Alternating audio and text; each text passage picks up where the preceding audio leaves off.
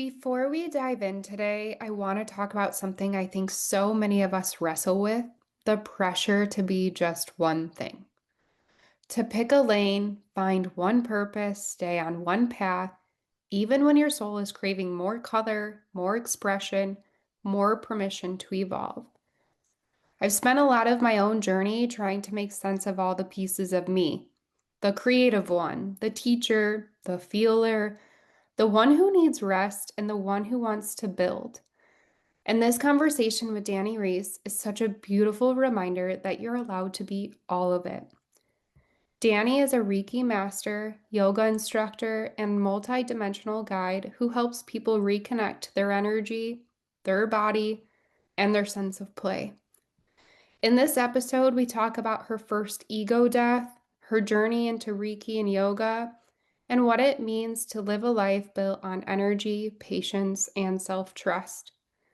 So, if you've been feeling pulled in 100 directions or afraid that you have to choose just one version of yourself, take a breath. This one's your permission slip to be many things and to love every version of you along the way. Let's wander and weave with Dani. Welcome to Wander and Weave, where awakening meets embodiment.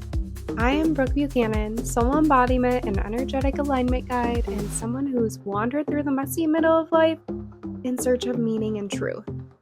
This is a space where realizations become real life shifts, where truth isn't just spoken, it's lived, where you don't just wake up, you come home to yourself fully.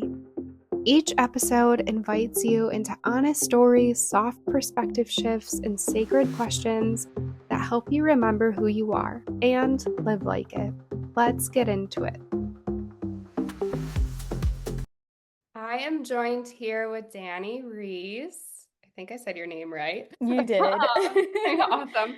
I'm going to have Dani introduce herself before we dive into this conversation. So, Dani, if you don't mind, kind of giving the audience a little bit more, the listeners, more of an idea of who you are, where you're from, what you're about.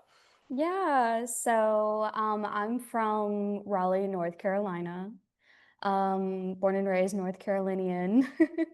And what I do, I'm a Reiki master and yoga instructor. So a little bit of what I do is that I host workshops, I perform Reiki sessions. I just started doing sound journeys with another practitioner, which is really cool. I teach yoga. Yeah. I help people feel the energy within themselves. So it's either that I'm tapping into their energy for them or I'm helping guide them through it. That is so beautiful. Like you are just so multi-dimensional of so many different tools in your tool belt is what I like to call it, of utilizing so many different variations between Reiki and yoga and then sound healing, like so beautiful. What kind of led you into that journey of like where did you even find yourself? Like what was that initiation into your journey? Like what is your story, I guess? Yeah. So I've always been a jack of all trades. But I just love learning and I just like to explore different things. It's just part of who I am. But my journey began, I would say, like when I had my first ego death. Okay. So, which was like, ooh, when was that? I would say it was like 2018. Yeah, I believe it was 2018 or the end of 2017 is when I had my first ego death, which was I was at a frat party and got like really drunk and it was like made a fool of myself and and I was just like, "What the hell am I doing?" And, I wanted to start getting better, because I didn't want this to be my life. Growing up, I never really had a life worth building towards. I was kind of very empty inside. I didn't have any dreams. I didn't have any ambitions. So I was just kind of like filling the void and kind of just doing what people told me to do or expected of me, even if those things were negative. So I was invited to a non-denominational church. And so I went and then I got involved and I started volunteering and stuff. And I had always been a fan of Jenna Marbles. And she's a huge YouTuber. She's not doing that anymore. I miss her. Yeah, I was just that But name. She was like uh, very like bubbly, wasn't she? And kind of like, yes, so yeah. bubbly. And I loved how like fun she was. And as like a kid, I was like that, but was told that was always too much. And Mm, so to see her live who she is, it was just so inspiring. I was like, oh, well, if she can be accepted for her quirks and who she is and how funny and out of the box, then so can I. And I really was inspired by her and her boyfriend's podcast. And so I was like, wow, that seems really cool. And I was going to a community college at the time, and I started to put more energy into college. And so I found out about communication studies. And so I was like, okay, well, I want to go in that route so I can learn to be a good communicator for having a podcast one day. Because that was like, at the time, that was what I was pushing towards. So I worked my ass off and then applied to a university. It was the only school that I applied to, but I just knew in my heart that I was going to go there, that I needed to be there. yeah. And then, so I applied, I got in. I Wow. transferred January of 2019. And then my roommate, she was in the comm department like I was. And she was a little bit further ahead, but she told me because she asked me my goals and stuff, and she really helped me out with this. And she was like, communication studies has a media production department. I was like, oh my God, that's amazing. And also, um, I went to UNCW, so there was something called Hawkstream, which used to be a radio, but then they were going to introduce podcasting for the year. So I actually applied and I got to have a podcast for 2 years at the university, which was amazing. That is Um, cool. It's like already yeah, like you've been following a little bit of these breadcrumbs, whether you knew it or not. I mean, sorry to kind of interrupt you, but it just to backtrack, it's like you when you were younger, you said you didn't really have any dreams or goals to work towards until someone sparked that interest like that, like how Jenna Marbles showed up and was herself. That was kind of like your first little breadcrumb where you leaned in. And yeah. then to be able to have that podcast for a couple years. Yeah. Yeah, it was really cool. And I really enjoyed it. It was fun. I actually I never did a solo podcast. I always had guests. Okay. And so it was a lot of fun. Um and I got more involved with the media production department, but I also had this knowing when I transferred. I was like, I need to take yoga. And I know that I just it had been sprinkled throughout my life of like it being mentioned. I don't know why. I just knew I needed to do it. And I knew that the university offered it as like a PE credit. So I took it as a PE credit. I Ah, met my one of my amazing mentors. She also was my therapist for a little while. She's absolutely incredible and just this ball of light. And she told me how the university is now offering yoga as a minor program, wow, which that's is incredible. yeah. I And also it's too took a credit course of yoga when I was in university. So yeah. But to have a yeah. dinner in that, how beautiful is that? It's amazing. And so in the US, UNCW is the second university in the country to offer it as a minor. Wow. And yeah, and it's through Yoga Alliance, so it's like legit. Yeah. But it Which was just incredible. So that's where I started to earn my minor and where I first got certified in yoga. So uh, I felt like invincible. This was the first time in my life where I felt like I was actually becoming somebody and learning more about who I am. And Mhm. so I was getting very involved into the minor. I was getting very involved into the media production, really loving it editing. I actually really enjoyed like editing and filming. Into the field production and then having the podcast, and I like it was so much fun. But Yeah. also because yoga connects the mind, the body, and the soul, I started to move parts of myself through my flow that I've never moved before. And there's a book called The Body Keeps the Score, Yep. and a very good one. It's a very Yeah. great book. And I started to experience panic attacks out of nowhere.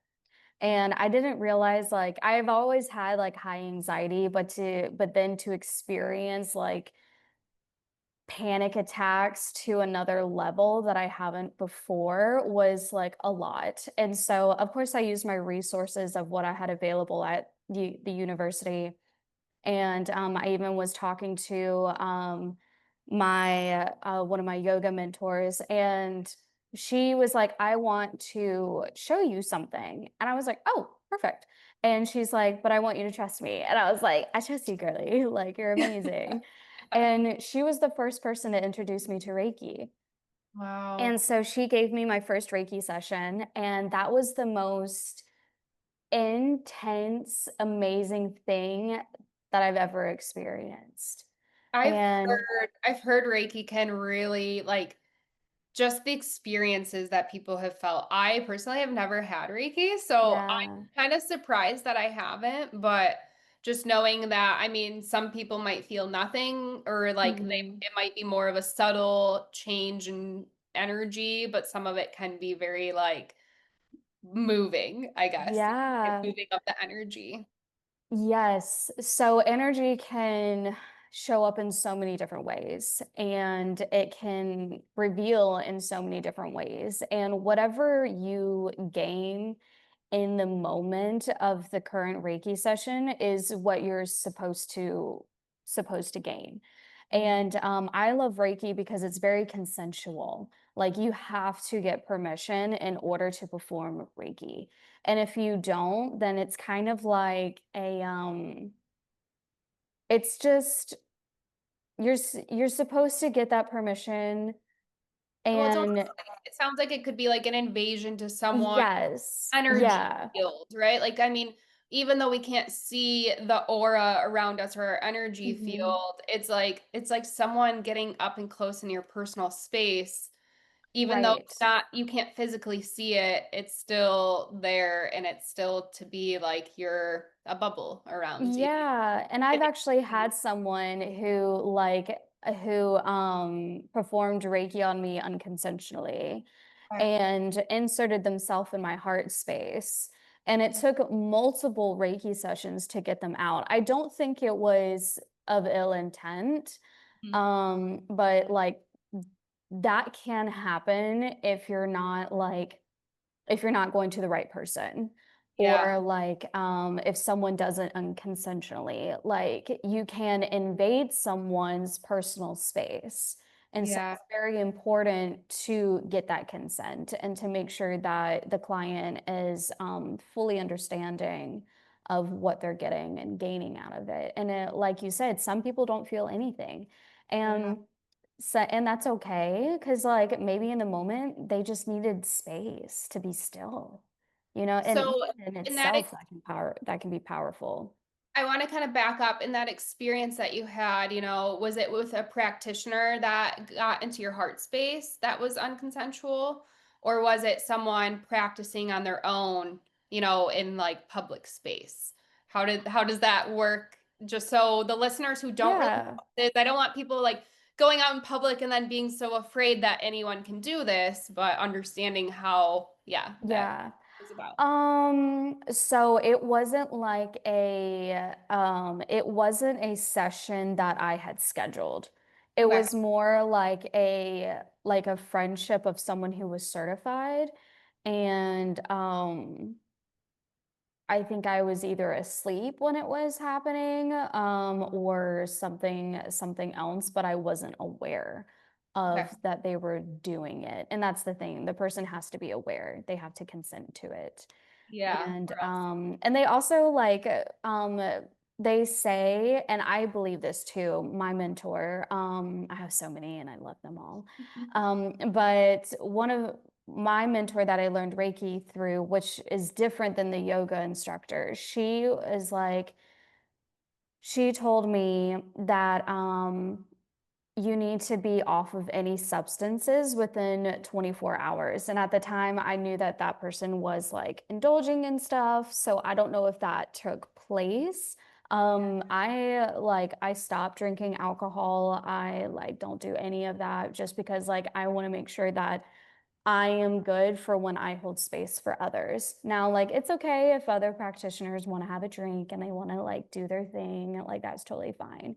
But like, at least 24 hours of that leaving your system. But that is what I believe because that's what I was trained in, and it makes sense to me.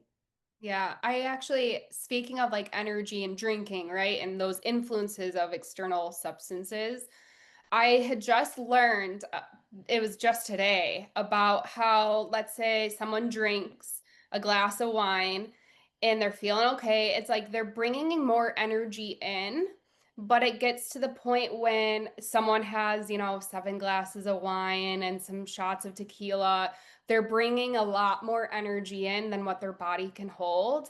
So Mm, that's what kind of results into this hangover feeling the next day, or maybe someone is throwing up because their body is rejecting this excess energy or excess light that is brought in. And it's this temporary light, though. It's not like this permanent fix. Because, when someone has a glass of wine, they're feeling a little more like happy or, a little more social. Like some people might mhm, open them up to feel a little more like, okay, I'm a little more energized or having more of this light from the creator feeling within me.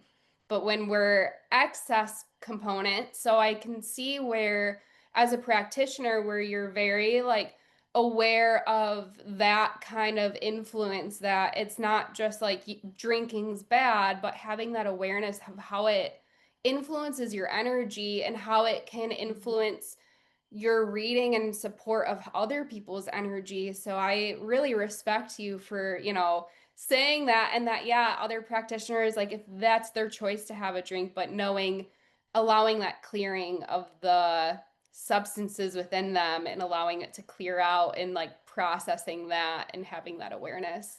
It's, yeah. yeah. Yeah, and and it goes even further than just, like having substances. You also have to make sure that like you're in a good headspace, that you're taking care of yourself, that like that something of you doesn't leak through. And so like I have a lot of anxiety and I take medications and stuff. However, I set the intention before a Reiki session, and because your heart chakra is the channel so of that universal energy. So from your solar plexus down through your root, you're grounding to Mother Earth. And from your throat chakra up, you're connecting to source, whatever you believe in. But that heart space is really the channel. And because of having anxiety, it lives a lot in my chest. So what I do is that I set the intention with my guides and with the universe of, this of me is there, but it is blocked and held and it is not going to influence the person receiving. And so they won't take that on. And it took me a while to understand that and to realize that I needed to set those intentions and that security. And so far, from my Reiki sessions, I haven't had anyone communicate that they've experienced anxiety. So that's a way that I can keep that away from those who receive from me. Yeah, and I didn't know that about Reiki, or like the heart, being that Mhm. center source almost of like calling things in. And it makes me wonder, again, this is coming to mind. Like, I don't want people to be like, oh my gosh, when I'm sleeping and someone that I know is gonna like do this Reiki on me and I'm not gonna consent to it. Is Mhm. there practices that an individual can do to kind of almost ground themselves, their energy, or protect themselves, whether it be, waking up in the morning or before they go to bed, maybe clearing things out. What do practices like that look for you, like for you?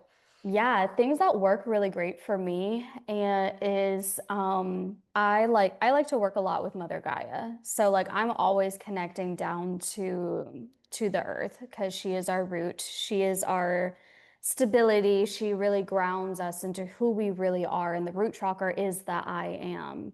And it's the foundations of all that we are and the first chakra to develop.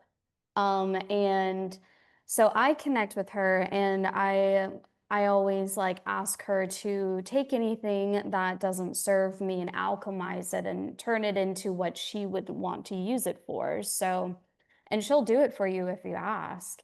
So it's Yeah. like you can take these burdens and maybe you turn it into nutrients for the soil and things like that. I also connect up to the seventh plane. So there's different plane energetic fields.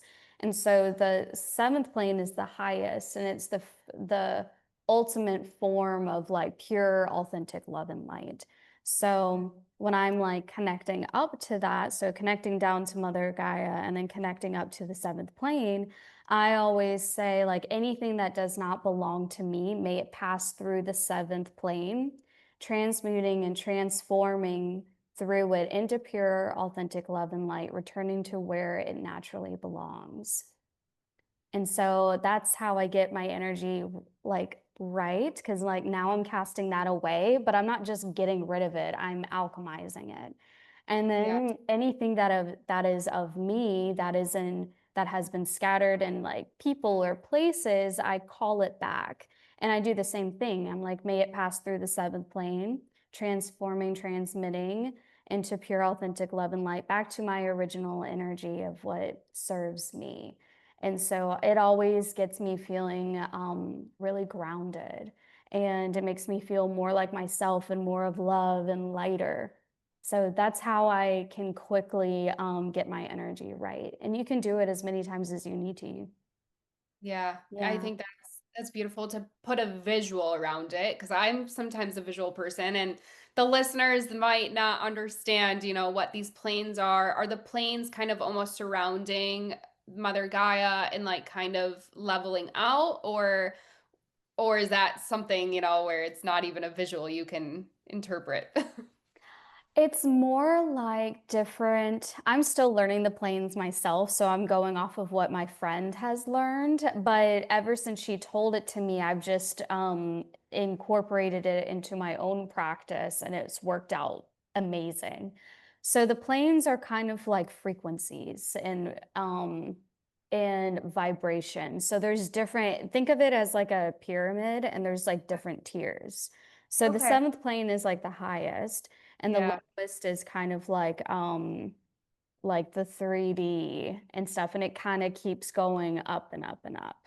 Okay. And So, when you say like that frequency, or like I think of sound waves, right? Like where mhm. something might be very like long and low, or very Mhm. that dense 3D, like you said, and then we get into like 4D and 5D in this consciousness where there's just these different levels. So yeah, I've never heard of those planes, so I was just like had to lean in a little bit. I won't question you too much on it, but what a beautiful experience too is that this is something that you're learning and now you've lived it and now you get to teach it. And to me, that's always how we learn the best is we learn it, we integrate it or embody it, but then we also really get to teach it even if it's just a little glimpse of like this is what I do because now you get to maybe plant that seed for someone else and Yeah, and even before my friend even told me about the seventh plane, she what I would do is that to get myself ready for a Reiki session, I would say, I am surrounded by pure, authentic love and light. Love and light is all around me. I embody it. And that was just my way of like setting myself up ready for a Reiki session because ultimately that is what I am here to do. I am here to be another person who was raising the collective to holding space as for I kind of I heard this somewhere is like we grow up being the person our younger selves needed. And I feel like I have truly done that. And that's kind of like where I'm at now today. It's like I want to help people love who they are either for the first time or as many times as they needed, just like how I have done that for myself. Gosh, So, and we're always like ever evolving where mhm. sometimes like I look back on 5 years ago and sometimes I have to nurture who I was 5 years ago and not just, the inner child in me in taking care of that version of me or even the version of me a week ago. Sometimes it's like, okay, how can I give myself a little more compassion and give that love and become the person now that I needed to be or I needed to have in my life a few weeks ago or a few years ago, or even when I was that child. I actually just walked someone through that recently and Mm. reminded him, like, you get to be the person that you needed when you were a child. And it doesn't make it any easier to process the past, but it helps us move forward by becoming that version of us that we know we needed because we know Yeah. that sometimes what we need is actually our gift to give to others. And that's the hardest part sometimes is like what you want and what you need in your life is actually what you give others. So it's like, how can you give that back to yourself and be that person? So, Yeah, I feel like I got to do that with my All of Me series. I did a workshop series where we embodied the different versions of ourself through expressive painting. And yeah. so we did the first one was the inner child. We did finger painting. The next one was the inner teenager, which that one a lot for me needs which I always like tap into that one as many times. So that one was like with spray painting, and then we got to break things and was so much fun. And then it was like the next one was the current self, and the next one was the authentic self because I'm like I kind of now see my higher self as just the authentic version of me that's just rid of all the things that I'm holding myself back from, Yeah. not It's kind someone of like, that's outside of who I already am. yeah, like there's still maybe some sticky things from maybe society's influenced you, or there's still emotions processing that maybe even haven't surfaced yet that hasn't allowed you to get to your most authentic self, but it means that you'll never not get there. It's just the Mhm. matter of we're always ever evolving as humans. And that's something that I like to like always envision that we're born as our most pure self and then society likes to throw mud at us. So I always Right. like envision like, these expectations or someone telling me no or this and that and like beliefs around, how we grow up and religious beliefs and all these things where mud's thrown at us. So then we start collecting this mud suit, but then over time it kind of dries up and then we're walking around like, okay, these sticky things of mud is on me, but it's dried out. But then when we start going through this process of like waking up towards our most authentic self, we kind of start to get like the dust off the shoulders, or maybe we're rinsing a little bit of this mud suit off again to get back to our authentic self. And sometimes, like I've learned throughout life, like you'll see the same lessons and society will want to keep throwing this mud at you. But it's like, how can you almost protect yourself and know that you're so vulnerable, but at the same time, very strong? And you get to say, nope, like I've learned this lesson. I'm going through it a lot quicker this time. I'm not wearing this mud to where it dries out. I'm gonna maybe the mud hits me and then I'm gonna wash it off. So that's Mhm. what comes to mind in that visualization of realizing like we're always ever evolving, but we still get to do finger painting and spray painting and have that inner Yeah. teenager, which that sounds really fun. I might have to do something like that soon to embrace that inner artist too. Yeah, I think the biggest thing that I've realized is we forget to play. And playing is such a big thing that we need in our lives. You Yeah, know, it's like it's the playfulness that brings the pure joy out of us. yeah, And we forget to do it all the time, but that's what keeps us young at heart. And embodying more of just like authenticity. Yeah, I'm curious because I see the same things and I know I live it sometimes. I get way too serious. I'm a Capricorn sun, so it's like that right there kind of sometimes is like I'm down to business, very practical, and then I have some water placements in my chart, Scorpio and Cancer. So then I'm also like very depth and I forget to like be like light, like, the air signs. I only have one air sign in my chart and then I have some fire, but like I forget to have fun. Like I know I need that influence of people in my life. Have you noticed, like I know this is how we've connected, right? A little bit on Hmm. our astrology and human design. If someone, let's say like me, is like forgetting to have fun, like how can someone incorporate having more fun? Or if they don't even know what to do for fun anymore, like maybe what they grew up having, doing things for fun wasn't really their ideal of fun. Hmm. I don't know, do you understand like kind of how I'm asking or what these thought process? Maybe it's not a question, but just real like, Yeah, I think so for me, like going to the university and stuff, it's like due to my tuition, I had access to so many different things. So I got to explore. I got to go to the fair and meet so many different people and figure out like what felt good and what didn't. But not everyone has that luxury. So the best thing that I can like recommend for people to just getting out there to explore more of who they are is honestly get involved with community. yeah, Like there are so many groups on like Facebook, just like join them. See what's going on around.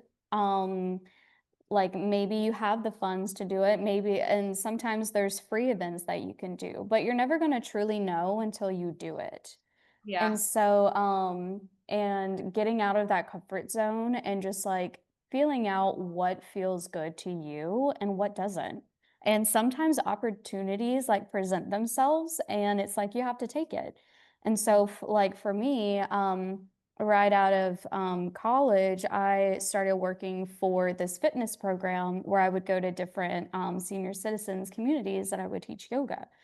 And they had asked me if I wanted to teach water aerobics. And I was like, sure, why not? They trained me on it, they got me doing it and stuff. I quickly realized that it was not for me. yeah. And I was like, okay, It's a little different.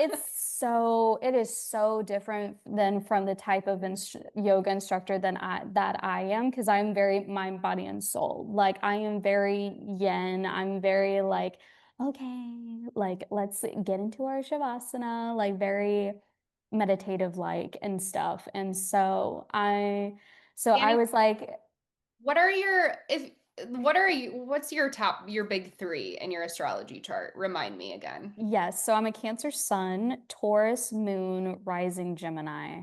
Okay, which that makes sense. So a little bit of the cancer, I knew that you had cancer in your chart, and it was like, Mhm. wait, but you don't want to do water. But then it's also like you add in that aerobics component, and then Yep. but you have that Taurus where it's like you need that groundedness almost too. So like even just by Mhm. those big three, it was like, oh yeah, that makes sense. Like where it's like you need a little bit more air too, and not the fire and water components. Right. But you So have that air and the groundedness with yoga with it. So, yeah, and so funny enough, it's like I'm also a Cancer Mercury placement.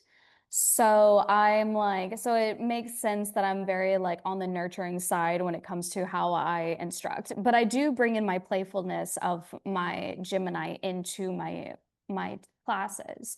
yeah. And I made it fun. I did the best I could during that summer of when I taught water aerobics, but I quickly realized I was like, I don't like yelling at people. Like this isn't fun for me. Yeah. And so I was like, this is the last summer, like I'm gonna do it. But again, I took that opportunity and I learned about myself.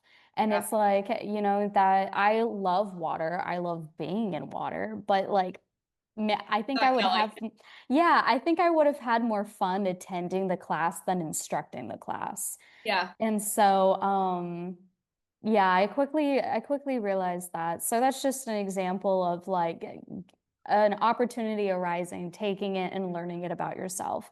Now, there's different things that where an opportunity could arise, and then you find out that you love it so much. And yeah, and so that's kind of like how the Reiki, came to be.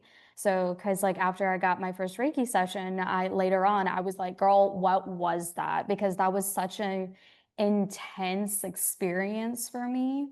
And I asked her if she was going to teach it. She said no, but she introduced me who trained her, which is where I met my other mentor. And then I like took her trainings and I was like, this feels in alignment for me. And excuse me. And as far as getting certified, they your energetic field gets attuned. So it's not just getting a certificate, you have to be attuned Yeah. um, in order to like really be a practitioner. So, Yeah.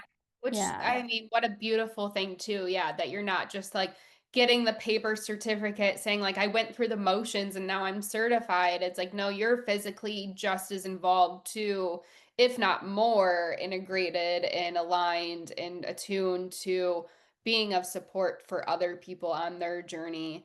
Mm. And that is something that I didn't realize either because I've gone through my own certification processes of coaching and just curiosity of learning. Do I use all of my certifications? No, but I think it's such a beautiful thing to go out and wander and put yourself out there. I mean, for me, even I found like this sacred sisterhood singing circle, and I'm actually going to Aw. that tonight, and it's a donation basis, where not everything is always like donation basis or it might cost some money or there are free events too, and for the people who aren't able to maybe get out in the city or they're maybe living like me where they're in a more rural area and it's kind of hard to find certain things like Facebook groups or LinkedIn, like different social media components are truly incredible. And even like what spikes interest for me, like sometimes is watching movies.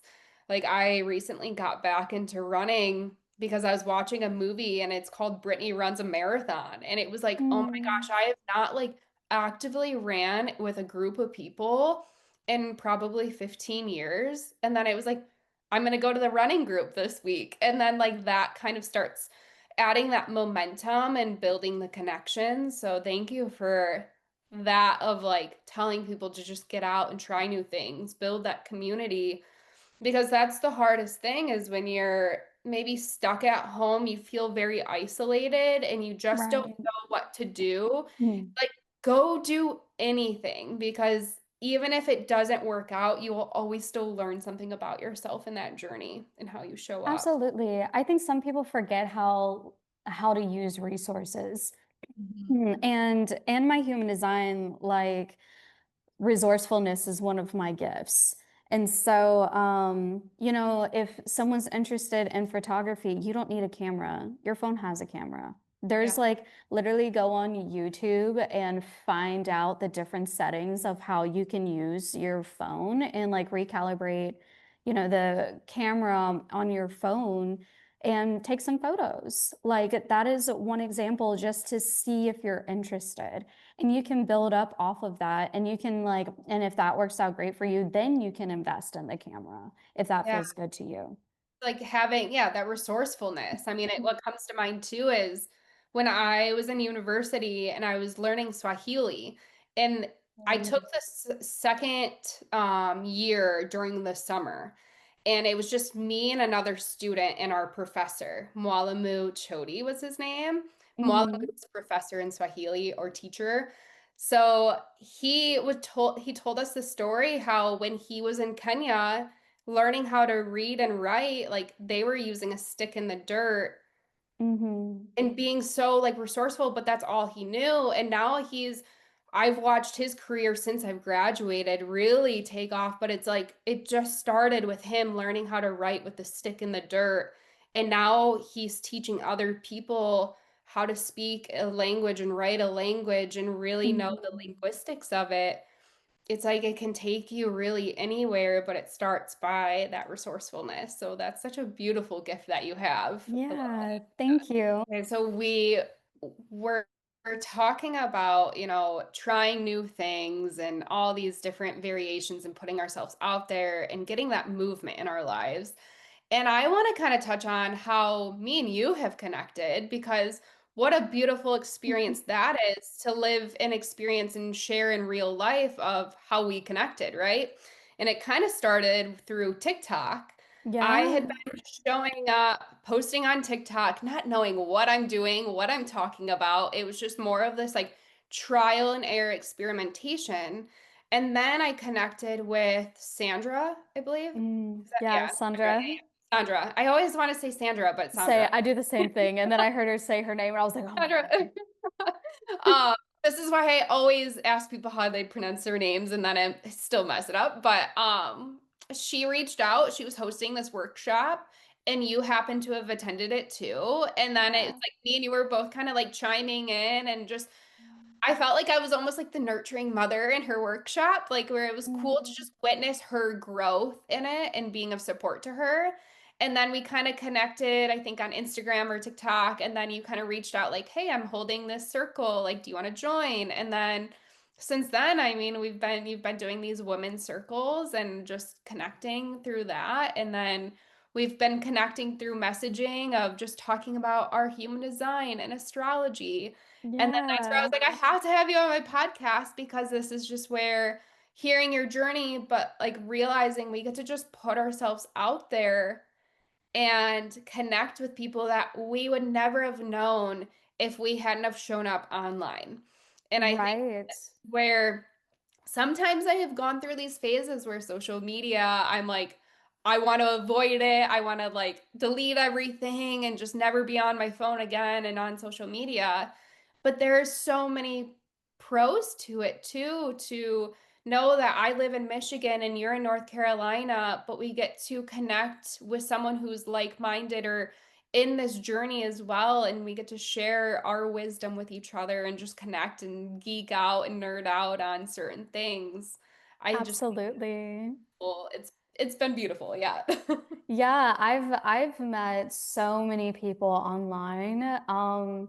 Just in general, like my old roommate, like I met her virtually on like Zoom because my senior year of college was during COVID. So, which kind of sucked, but sucked Yeah, a yeah, lot. But I liked her vibe and I do that. I'm like if I like someone's energy, I will reach out. I'm very friendly. I have a resting bitch face, but I am very friendly. yeah, And I'm like, "Oh my God, this person's so cool. Like I want to learn more about them. Like I want to be around them and like discover what they're all about. Like I'm very friendly. And I met Sandra through my one of my business coaches, and she's now my friend. I like randomly came across her TikTok live and I was like, ooh, I fucks with her. And then I started like seeing her for readings, and then we got acquainted and I introduced her to my old boss, and then she had her first retreat and then she asked me to be a part of it. And it was such a beautiful experience. And that's how I got the chance to meet Sandra. And then she invited me to that masterclass that she had hosted, and that's where I met you. yeah, So it's just like fun how it like trickles down. And there's a lot of people that I've met on TikTok that I've eventually met on like face to face. yeah, So it's getting out of that comfort zone and just like, the worst thing that someone can do is just say no or not respond, but you put yourself out there and then it's like a trickle effect of how you get immersed into community and finding your people. But you yeah. won't find your people if you don't put yourself out there. Yeah.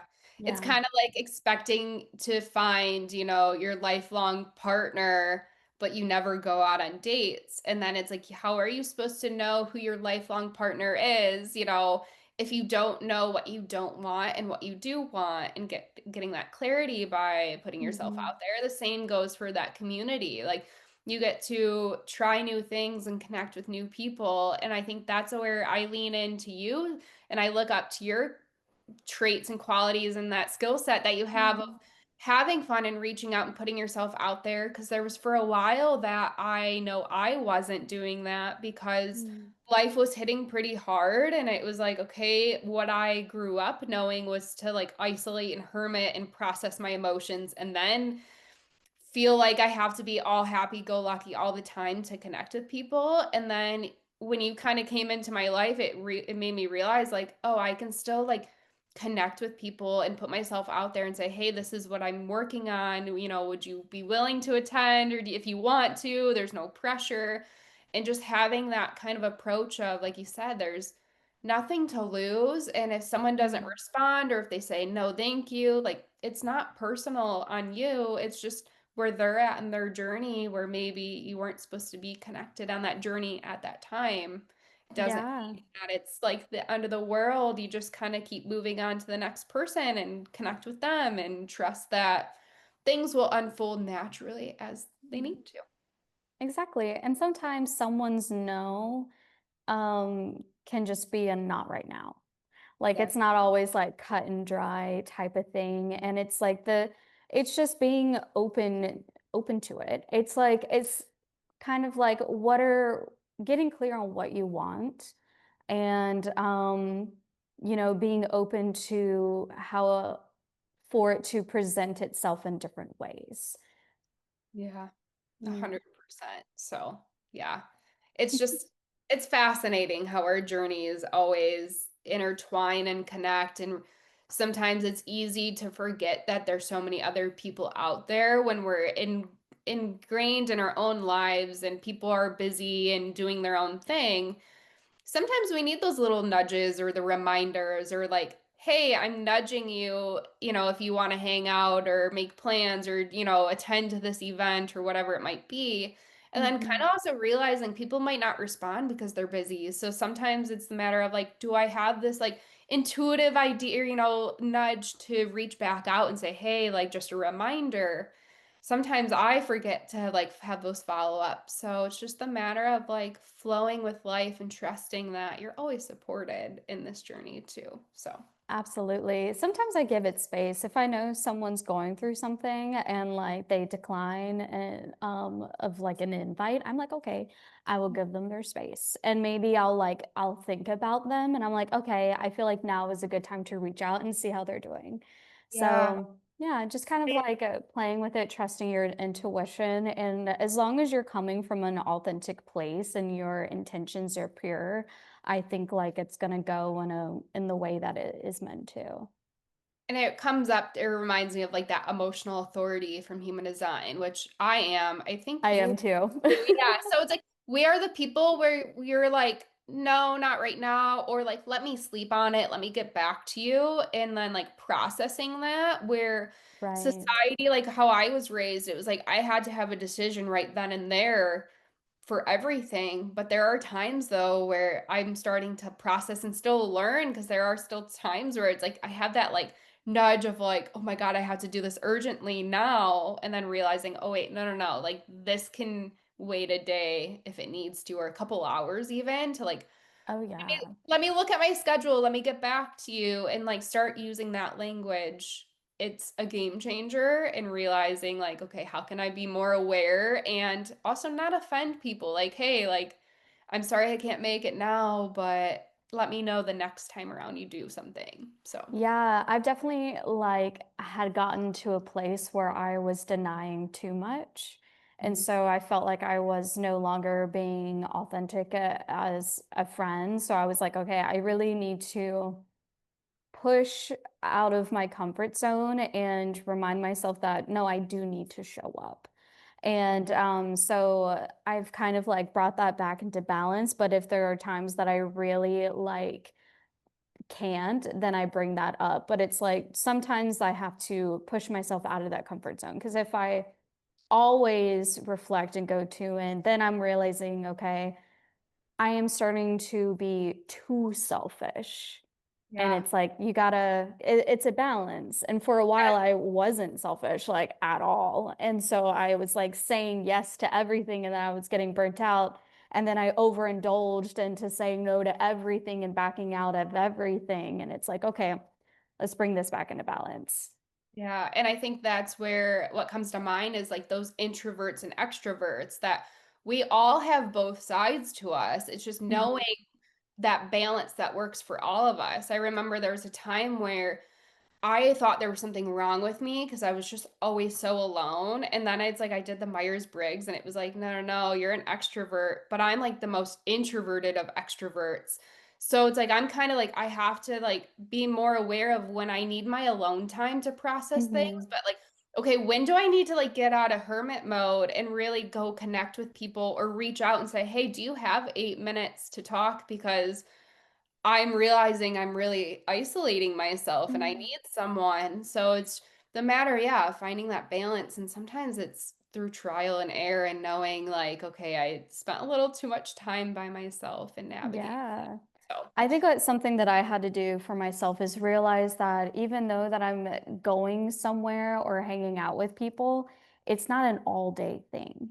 And yeah. so I know like I think that and processing this in real time. So I think a part of that felt connected to when I would go visit like my mom and like me and my mom have like a relationship that we've been like trying to mend. We've been through so much and stuff, but when I would go and see her, it was like an all day event.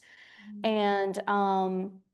And so it felt like a lot of pressure to do certain things, even though my energy wasn't at the fullest max of like being extroverted, but knowing it's like you can set the boundaries of maybe like I'm not up to hanging out at like a club or like a bar, but what I am down is to see you and maybe it's a movie night. Yeah. So where it's not like too much of the energy. So it's like you can like feel into your energy of what that feels and looks like for you at this time and still be around your friend or like your family. It's like communicate where you're at. Yeah. And I think too, sometimes it's a matter of like setting that timer and being like, we're just going, or, just having a movie night. Maybe, I'll plan for an hour buffer. And then outside of that, like I'm going to go back home and do my own thing. I noticed, when I was younger and I was going on dates, it was like you wanted the date to last forever when it was going Right. great. And now it's like, no, I'm so sorry. Like, I have to head home. Like, I have to like tend to some things or like I find ways to like know that I can leave a date on a good note and not have it be too much of a good thing. So then there's still that time of like getting to know someone too, and I'm not giving all of my energy away, and I'm not feeling drained and burned out by having this all day great feeling. But sometimes too, when they're not great, you're like, okay, get me out of here. Let me do my thing. So yeah, Yeah, for sure. family. I mean, it goes for family and friends and strangers, like whatever it might be. So, yeah, I have some questions to help us kind of wrap up. Okay.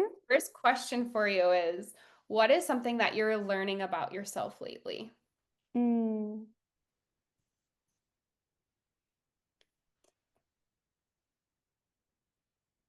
I feel like I've always have been trying to find the balance of this, but I'm what I'm learning in this moment is patience and like for all of my life um I got built into like a survival mode of like how to have everything planned out and have a plan B and a plan C. And realizing that when I would have to approach my dad with anything, I would need to have all the facts figured out before I would present it to him. And like I always had to have a plan. And so now I'm like, okay, even though it's not as bad as being in survival mode, I find myself trying to figure everything out to the detail for certain things of how they unfold. And that puts a limit on what I can receive or experience in life. So just being patient and knowing that it's okay to like not have all of the details and having to remind myself of that because I can forget at times. Yeah, I mean, and even that, what you're kind of going into is like having to present all the details, let's say to your dad, where that kind of gives me that like, oh my gosh, okay, I need to like have everything, or maybe your dad or your parents kind of like brought you to have to feel like you need to have control of things. Mm. But in reality, the universe has the full control of what will come into your life. So it's like that patience and knowing that you don't need to know everything because there's kind of some things behind the scenes that you just don't know what will come into your life when it needs to come in. It just might not be the time yet for it. Yeah, What makes you feel grounded when life feels chaotic? being in nature. Mhm. Being in nature, going on walks, taking myself in a different environment that's not familiar, because sometimes we can get stuck to routine or going to the same places. So, being in a new place that helps me open up my perspective a little bit more. Also being around like my friends that truly hold space for me, that makes me feel like my what I'm like what I'm going through is valid. I don't always need someone to solve my problems, but for me to process things, it really helps me to communicate it. And because, like, I can, most of the time, I can piece it together myself, but just that active of getting it out helps me to really process it to move Yeah. forward. Yeah, and like not hanging on to things. I mean, when you're holding on to stuff, I mean, it stores in your body. This is some of the work that I've been diving into and understanding how emotions, it's energy and motion, but when you're not moving it, whether it be onto, paper with a pen or vocalizing it and using that energy through sound, it can just feel trapped and then you get into these loops. So, yeah. Yeah. Fascinating. What's something that you wish more people appreciated about life? The little things, they build up so much. I did this because of, I watched a lot of like TV shows growing up. And so I thought everything had to be big and dramatic and to mean something. And really, no, it's the little things that just accumulate and continue to build up and that truly makes the best impact in your life because Yeah, the over dramatic things, like, yes, they can be amazing and they feel good in the moment, but that's like a spike of like adrenaline and on your nervous system, whereas the little things is the consistency buildup. It's yeah, the tiny joys, it's the simple things that really help you like love the things in life, like going on a walk and seeing like, I don't know, like two cute little ducks being like a couple or something, or getting a drink, or just watching how the sun rays like come into your window and just appreciating how it looks on your plants. yeah, And or your favorite cup of coffee, it's the little things that truly build up that make you yeah. appreciate more of life. And like as you're talking, what kind of comes to mind, what I picture is like we think we want to get to the top of the mountain and that it's like going to be big and grand, when we get there. But in order to have some of these big things in our life happen, it happens by taking the next best step and taking the next best step again and then doing it again. And Mhm. also looking around and appreciating the scenery while you're climbing this mountain and going for the walks and looking at how the sun is hitting the windows and all those things. So, Yeah, it's like it's not just the destination, it's the journey too. yeah, It's the path, it's the experiences and the stuff along the way to it. absolutely. And then what is something that you're excited that you are like creating or offering right now? So, I feel like a couple of things really. I have my chakra attunement kits now, which is very exciting. I have partnered up with two local herbalists. One makes me roll on oils, the other one makes me tea blends, and they're catered to each specific of the primary seven chakras. And there's like affirmations that's included in it and intention settings, Palo Santo. So these little kits are just helpful to bring your chakras more in alignment. Yeah. Maybe there's one that you're leaning more towards that doesn't, that needs more assistance. So if you're not, maybe you're not ready to get a Reiki session, but maybe the chakra attunement kit is more something up to you because it's like you are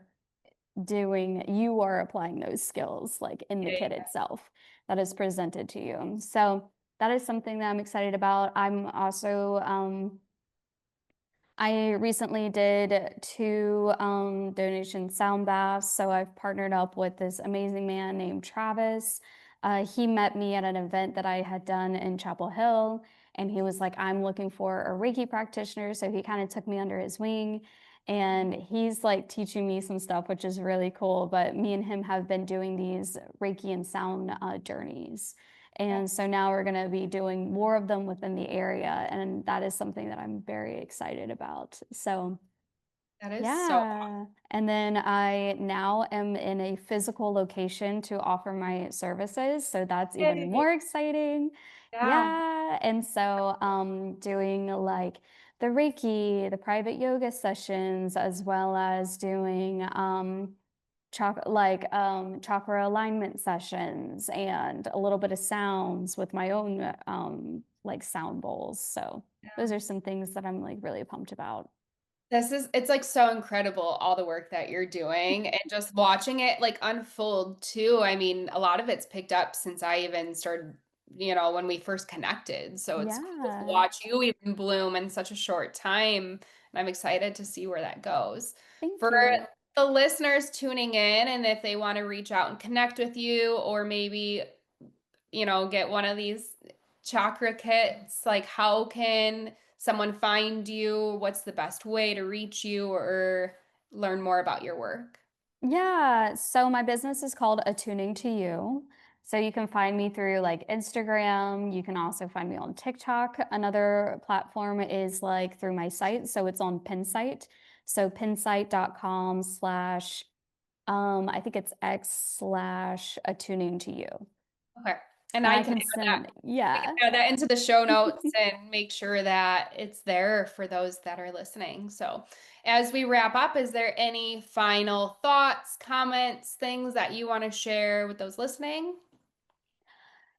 Yeah, I would just say be patient with yourself and love the different phases of yourself throughout the time. You can't navigate through your life if you're hating who you are. It's not going to happen overnight, but like we said, the tiny steps mean so much, and it's just a little bit at a time and it will build up. And Yeah. so it's a process, it's a journey, but it's worth taking. Yeah, it's well worth it for That sure. I forgot to share earlier is that my first mentor, um, who was the yoga instructor at UNCW, she was the first person that made me realize that I didn't have to be just one thing, because there was so much pressure to you have to be this one thing, and I was like, that doesn't feel good to me. Like that, you mean like the options are limitless and like, that's a lot of pressure to just find one thing and to stick to it for the rest of my life, which is something like the boomers do. Mhm. And so when I met her, and she was like, "Oh, I'm a professor. I also am a therapist. I also do Airbnbs with my wife." I was like, "What? That's amazing." And so that's what really like made me feel comfortable in taking more certifications and doing more things because I like doing multiple things. I don't want to be stuck doing one thing for the rest of my life. I want to be fluid and move to what feels good for me and reframe it as many times as I need to. And so that really helped me and inspired me to take the pressure off my shoulders of knowing like I can be a jack of all trades and have fun with it. Yeah, and that you get to integrate everything that you learn into your own style of how you show up in your own energy and how it projects to other people. And then it just kind of can transpire on to taking you to where you're going next. And it's the matter of you do the same thing every day of taking care of you, but it doesn't mean it has to be the same way of doing something to take care of you as well. Like some days it might be I need to take an Epsom salt bath to take care of me. And then other days it's like, no, I need to go running. But both are filling up my cup. I'm not just a runner and I'm not just someone who just takes baths. I'm both. And that's where I've lived that same experience too, is I remember Mhm. sitting down with one of my team leads when I was working in medical sales, and he was like, well, why can't you like just work? And it was when I started doing my certification in transformational nutrition. Part of it was the work that I was doing was to learn more about me and how I can nourish my own health. And Yeah. I sat there and heard him say, well, why don't you just focus on your job? Or, why don't you just, you can be a specialist in this. And it was like that pit in my stomach, like it didn't sit well with me either. Like how you said, where it's like we're multidimensional. We have to learn all these different things, but we don't have to. It's some people are totally content with doing the same thing and only being an accountant the rest of their life. But other people, it's like you can be so many things. And I look back on some of the bigger names in our history, like Einstein or Carl Jung, where it's like they were so many different things, but it doesn't negate who they were as a human being as a whole, which is so beautiful. Yeah, Yeah. absolutely. And that's the beauty of it is like, you know, it's your life.